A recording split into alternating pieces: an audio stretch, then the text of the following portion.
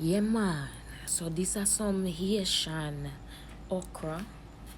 We have the sauce pois, diri, and then you have the sauce, Kalalou, right? This is what them call the Haitian Kalalou, right? But a okra. This, let me show you the Jamaican one.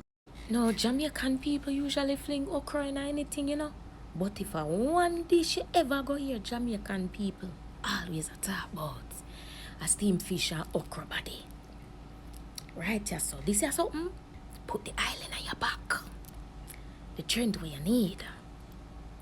Yeah, man. Haitian and Jamaican food, top tier. I'm gonna make you fall in love. I'm gonna give you the strength where you need.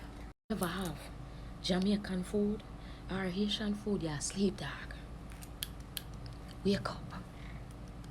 Go get yourself a Jamaican or a Haitian.